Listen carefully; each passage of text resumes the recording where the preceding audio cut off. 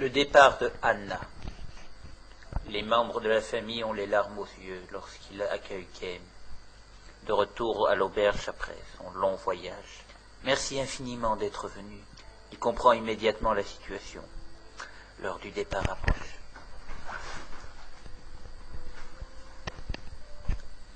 C'est trop tôt, bien trop tôt.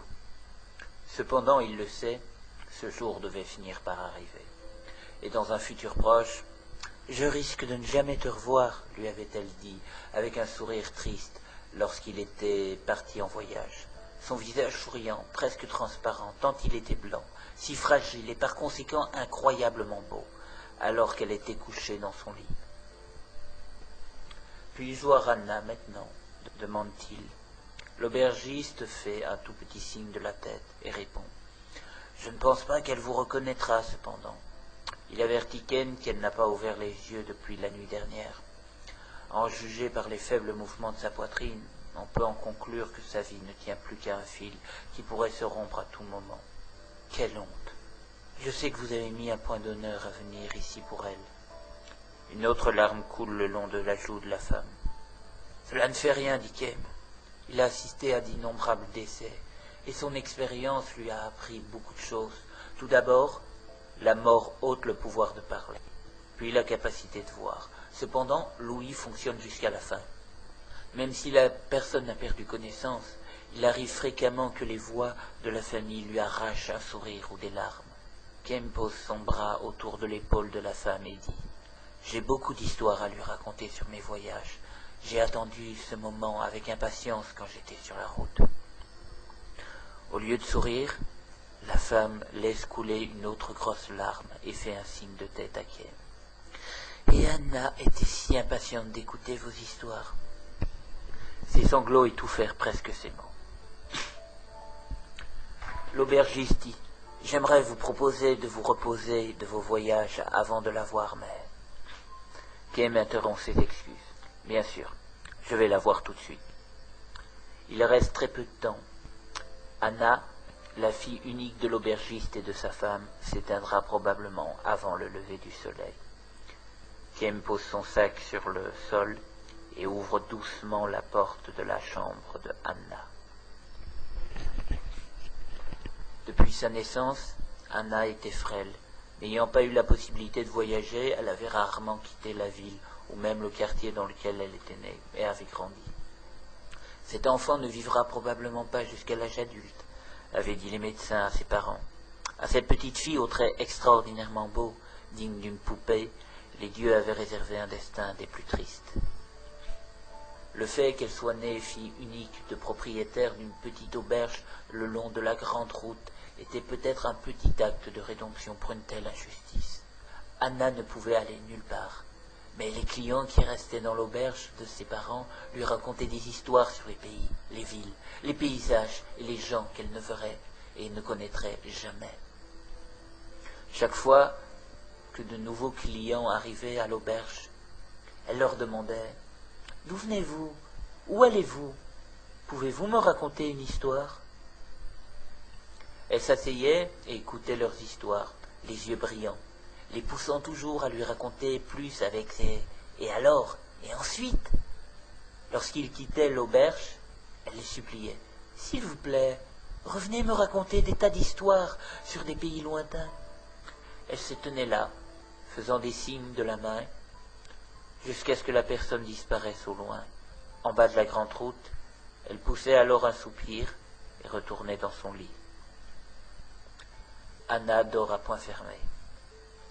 Il n'y a personne d'autre dans la chambre, signe probable qu'elle a depuis longtemps franchi le stade où les médecins ne pouvaient plus rien pour elle. Assis sur la chaise à côté de son lit, Kem dit en souriant « Bonjour Anna, je suis revenu. » Elle ne répond pas. Sa petite poitrine d'enfant se soulève et s'abaisse de manière à peine perceptible. Il lui raconte « J'ai vogué sur les mers cette fois, sur l'océan, du côté où le soleil se lève.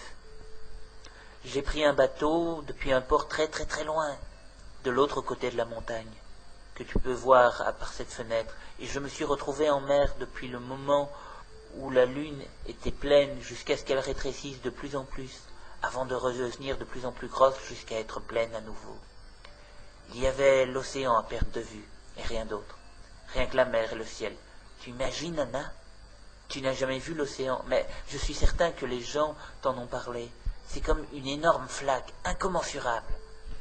Kem rit sous cap, et il a l'impression que la joue pâle de Anna bouge légèrement. Elle peut l'entendre. Même si elle ne peut pas parler ou voir, son ouïe est toujours en vie. Croyant et espérant que cette théorie soit vraie, Kem poursuit le récit de ses voyages. Il ne parle pas d'adieu.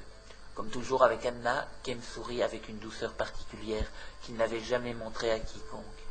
Et il continue à raconter ses histoires avec fougue, accompagnant parfois son récit de gestes exagérés. Il lui parle de l'océan bleu. Il évoque aussi le ciel bleu. Il ne dit rien à propos de la violente bataille qui éteinta l'océan de rouge. Il ne lui raconte jamais ces choses-là. Anna était encore une petite fille lorsque Kem vint à l'auberge pour la première fois. Lorsque, de son ton enfantin et son sourire innocent, elle lui demanda d'où il venait et s'il pouvait lui raconter une histoire. Kem ressentit une douce chaleur l'envahir. À cette époque, il revenait d'une bataille. Plus précisément, il en avait terminé une et était en route pour la suivante. Sa vie consistait à voyager d'un champ de bataille à un autre, et rien de tout ça n'a changé à ce jour. Il a ôté la vie d'innombrables troupes ennemies et assisté à la mort de nombreux compagnons sur le champ de bataille. De plus, la distinction entre les ennemis et ses compagnons ne tenait qu'à un minuscule coup du sort. Si le destin avait pris une tournure légèrement différente, ses ennemis auraient été ses compagnons, et ses compagnons ses ennemis. C'est le sort du mercenaire. Épuisé spirituellement, il se sentait incroyablement seul. Étant immortel, Kem ne craignait pas la mort, qui était précisément la cause du visage distordu de chaque soldat effrayé, et la raison pour laquelle le visage de chaque homme qui mourait dans d'atroces souffrances était gravé à jamais dans son esprit. D'ordinaire, il passait ses nuits sur les routes à boire, abruti par l'alcool, faisant semblant de l'être. Il essayait d'oublier l'inoubliable. Cependant, lorsqu'il vit le sourire de Anna qui le suppliait de lui raconter des histoires sur son long voyage, il se sentit bien plus apaisé qu'il ne l'aurait été grâce à l'alcool. Il lui raconta beaucoup de choses, à propos d'une jolie fleur qu'il avait découverte sur le champ de bataille, à propos de la beauté ensorcelante de la brume qui envahit la forêt la veille de la bataille finale, à propos du goût merveilleux de l'eau de source dans un ravin où ses hommes et lui s'étaient réfugiés après avoir perdu une bataille, à propos d'un immense ciel bleu sans fin qu'il avait vu après une bataille. Il ne lui racontait jamais rien de triste.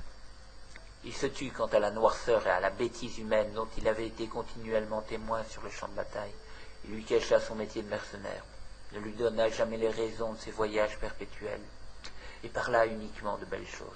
Il s'aperçoit maintenant qu'il n'a raconté à Anna que de jolies choses, pas tant par égard pour sa pureté, mais pour son propre salut. Rester dans l'auberge où Anna l'attendait devint l'un des petits plaisirs de la vie de Kem. En lui racontant les souvenirs qu'il rapportait de ses voyages, il ressentait un certain salut, aussi mince soit-il. 5 ans, 10 ans. Son amitié avec la fillette se poursuivit. Petit à petit, elle avançait vers l'âge adulte, ce qui signifiait que, comme l'avaient prédit les médecins, chaque jour la rapprochait un peu plus de la mort. Et maintenant, Kem achève la dernière histoire de son voyage qu'il partagera avec elle. Il ne la reverra plus et ne pourra plus lui raconter d'autres histoires. Avant l'aube, tandis que la nuit est au plus sombre, le souffle de Anna s'interrompt par de longues pauses. Le fil très fragile auquel tient sa vie est sur le point de se rompre, tandis que Kem et ses parents la veillent. La petite lueur qui a réchauffé la poitrine de Kem va s'éteindre. Ses voyages solitaires, ses longs voyages sans fin, reprendront demain. « Tu vas bientôt voyager, toi aussi, Anna, » lui dit Kem avec douceur. « Tu vas partir pour un monde que personne ne connaît, un monde qui n'a jamais fait partie des histoires que tu as entendues jusqu'à présent. Tu vas enfin pouvoir quitter ton lit et aller où tu veux, tu seras libre. » Il veut qu'elle sache que la mort n'est pas quelque chose de triste, mais quelque chose de joyeux mêlé à des larmes. C'est ton tour maintenant. N'aie pas peur et raconte à tout le monde les souvenirs de ton voyage. Ses parents feront le même voyage un jour. Et un jour, Anna pourra rencontrer tous les clients qu'elle a connus à l'auberge, bien au-delà des cieux.